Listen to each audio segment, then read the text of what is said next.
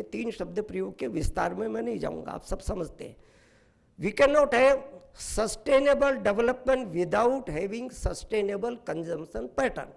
सबसे बड़ा सवाल तो ये आ रहा ना, कंजम्पशन पैटर्न सस्टेनेबल नहीं है तो डेवलपमेंट कैसे सस्टेनेबल होगा भाई? तो उपभोग की आदतों को बदलना। आजकल तो हम बहुत सारा सामान इच्छा से थोड़ी खरीद रहे हैं, विज्ञापन के कारण से खरीद रहे हैं ना। आजकल एक विज्ञापन आ रहे हैं, खाने से बोलते तुमने हाथ धोया? हाँ नहीं, हाथ तो नहीं धो। अरे कीटाणु है हाथ में, हाथ धो कर आओ।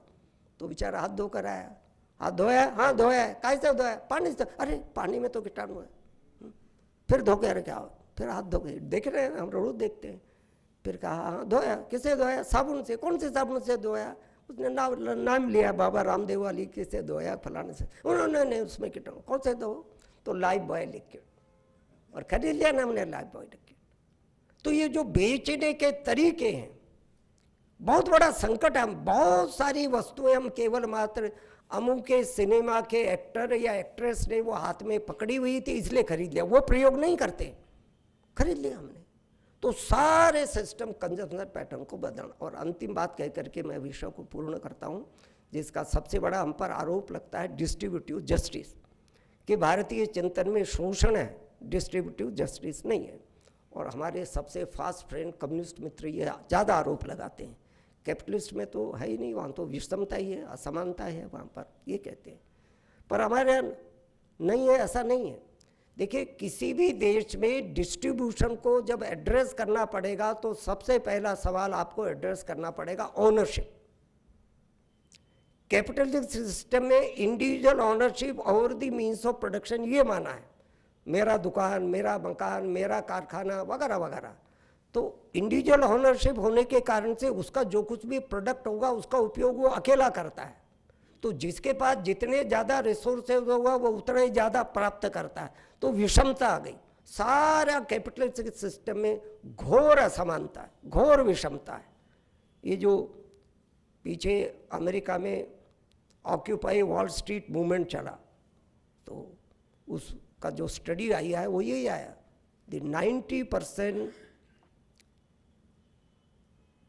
सारा सोशियो इकोनॉमिक और स्ट्रक्चर अमेरिका है, it is govern dominated by 1% people. तो असमानता है ना वो। तो कैपिटलिस्ट सिस्टम में इंडिविजुअल ओनरशिप के कारण से असमानता। कम्युनिस्ट सिस्टम में कहा ये व्यक्ति व्यक्ति क्या होता है, सब सरकार ले लाओ, तो सब सरकार ने ले लिया। तुम जेल के कैदी के तरह जो कहेंगे वही काम करना पड़ेगा, जो खाने को देंगे वही खाना पड़ेगा, और जो कपड़ा देंगे वही पहनना पड़ेगा।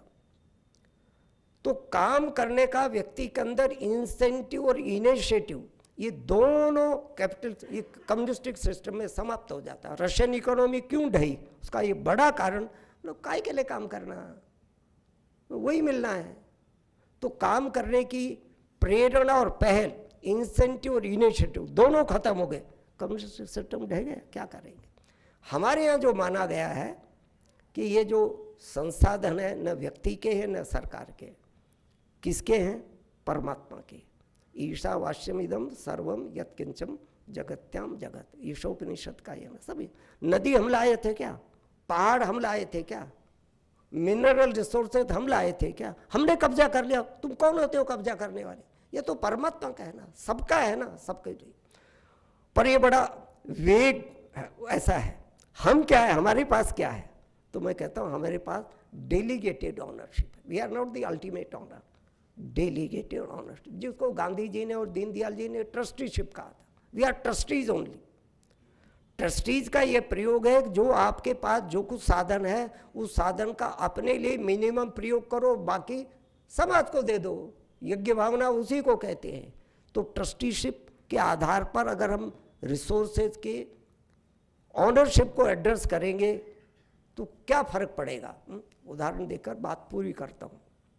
मान लीजिए मेरा ये भाषण सुनने के कारण से आपके सर में दर्द हो गया हो, थोड़ा उदास हो गए हो, तो क्या गए थे, डंगा साहब ने कहाँ बुला दिया, तो आप तुरंत जा कर के किसी अच्छे गुजरात के हलवाई की दुकान से 1 किलो बर्फी लेकर आए।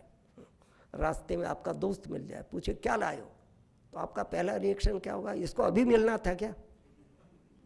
क्योंकि आपकी इंडिविजुअल ऑनरशिप है।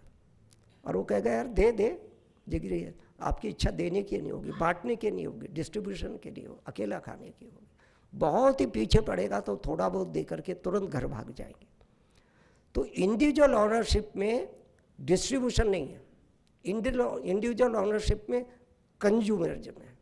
और वही बर्फ़ी अगर आप भगवान के मंदिर में प्रसाद चढ़ाने के लिए ले गए और वही मित्र मिला, पूछा क्या लाए हो, आपका जवाब क्या होगा? भगवान का, क्या बोलेंगे? ऑनरशिप बदल गई ना, आपने अपना तो नहीं कहा, किसका कहा? भगवान का प्रसाद कहा। और वो फिर मंदिर में जा कर के आपने चढ़ा दिया, पंडित जी ने घंटी वंटी बजा करके अपना शेर निकाल लिया। कोई ज़्यादा निकालता, कोई कम निकालता है। किसी ने आज तक ऐतराज़ किया क्या? सरकार टैक्स बढ़ाएगी तो आंदोलन करेंगे, पंडित जी ने निकाल लिया तो नहीं करेंगे। और पंडित जी ने जो कुछ भी अपने को दे दिया, किसी ने अकेले ने खाया क्या प्रसाद आज तक? मैक्सिमम लोगों में डिस्ट्रीब्यूट करेगा, देने वाला भी तृप्त है और लेने वाला भी तृप्त है। ये डिस्ट्रीब्यूटिव जस्टिस है हमारे यहाँ। इसी को हमें यहाँ इकोनॉमिक्स में लॉ ऑफ मैक्सिमम सेटिस्फेक्शन कहते हैं।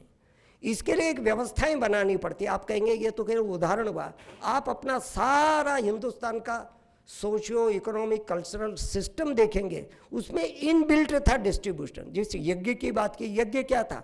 सब अपने रिसोर्सेज यज्ञ में लाते थे और फिर यज्ञ में सब समाज को, यज्ञ देवताओं को अर्पित कर देते थे और यज्ञ प्रसाद के रूप में सबको वो वितरण होता था। यज्ञ उसमें से प्रारंभ हुआ। इससे डिस्ट्रीब्यूटिव जस्टिस का नोवल आइडिया हमारे यहाँ का संपूर्ण सिस्टम, उसको नए जमाने के हिसाब से नए प्रकार से फिर से लाना पड़ेगा, तो फिर डिस्ट्रीब्यूटिव जस्टिस आ गया। ऐसा कुल मिलाकर मेरा है। इसको संक्षेप में, चूंकि एथिक्स और इकोनॉमी इकोलॉजी की बात डंगा साहब ने कही थी, तो मैं 5 E's की बात कह रहा हूँ। 5 E's के समन्वय से बनना चाहिए नया विकास का मॉडल। एथिक्स, मैंने एथिक्स को पहले क्रम पर रखा। एथिक्स, इकोनॉमी, इकोलॉजी, एनर्जी और employment, these are 5 E's। 5 E's के कॉम्बिनेशन से विकास का मॉडल बनेगा तो वो सुमंगलम ही बनेगा इनोवेटिव रूप से। और होगा क्या उससे? पोषणक्षम अर्थतंत्र, नरिशिंग इकोनॉमिक स्ट्रक्चर, सबके आवश्यकताओं की पूर्ति होगी। Nourishing economic structure, sustainable technology, जो टेक्नोलॉजी हम लाएंगे वो सस्टेनेबल होगी। Present day technology is not at all sustainable. और थर्ड बनेगा संस्कारक्षम समाज तंत्र, समाज में कल्चरल वैल्यू जाएगी। ऐसा आएगा। मुझे डंगाई साहब ने बुलाया, मेरे बड़े भाई भी हैं, मेरे मित्र भी हैं, मेरे, वो कहेंगे मैं छोटा भाई हूँ आयु के हिसाब से मैं बड़ा होगा, पर वैसे तो ज्ञान में और परंपरा में और स्थान के हिसाब से तो डंगा जी है। उन्होंने मुझे बुलाया, इसलिए उनका और आपने इतनी देर तक मुझे बर्दाश्त किया, इसलिए आपका हृदय के अंतःस्थल से बहुत बहुत आभार, बहुत बहुत धन्यवाद।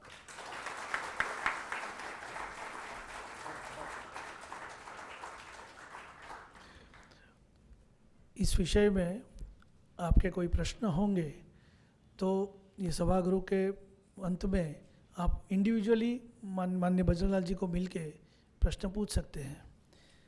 अब मैं सबसे पहले माननीय बजरंग लाल जी का शुक्रगुजार हूँ कि उन्होंने अपने व्यस्त समय में से यहाँ आके इस विषय को रोचक, इकोनॉमिक्स जिसे कहते हैं कि बोरिंग सब्जेक्ट है, उन्होंने बहुत रोचक रूप से उसकी प्रस्तुति की। बरसात की सीज़न है और आप सब यहीं आए, इतनी बड़ी संख्या में आए, तो हम आप सब के भी आभारी हैं। प्रेस के भी हमारे मित्र यहाँ उपस्थित हैं, आशा करते हैं कि कल उनका कवरेज भी रहेगा, हम उनके भी आभारी हैं। सबसे बड़ा अहमदाबाद मैनेजमेंट एसोसिएशन और नायर साहब, उनकी बिना ये कार्यक्रम नहीं होता, क्योंकि इनोवेटिव थॉट फोरम यहाँ पे एक ग्रोइंग ऑर्गेनाइजेशन है, तो हमारे पास संख्या भी कार्यकर्ताओं की कम थी, तो नायर साहब ने ये सब फैसिलिटीज़, ये सब सुविधा, उनका खुद का कार्यक्रम है, ऐसे उठा ली, उसके लिए हम उनके भी आभारी हैं। अब ये कार्यक्रम हम यहीं पे समाप्त करते हैं। आप सबको एक परिचय पत्रक दिया जा रहा है। आपके कोई सुझाव हो इस विषय पे, इस कार्यक्रम के विषय में हम लोग क्या कर सकते हैं, वो भी उसमें लिखेगा और इसका उपयोग हम लोग जब भी ये जो हम लोग इंडियन नॉलेज सिस्टम की सीरीज़ चला रहे हैं उस विषय में आपको ये सूचना दी जाएगी, उसी विषय में ये आपको दिया जा रहा है। आज कार्यक्रम की यहाँ समाप्ति करते हैं। आप सबका बहुत बहुत धन्यवाद। भारत माता की जय।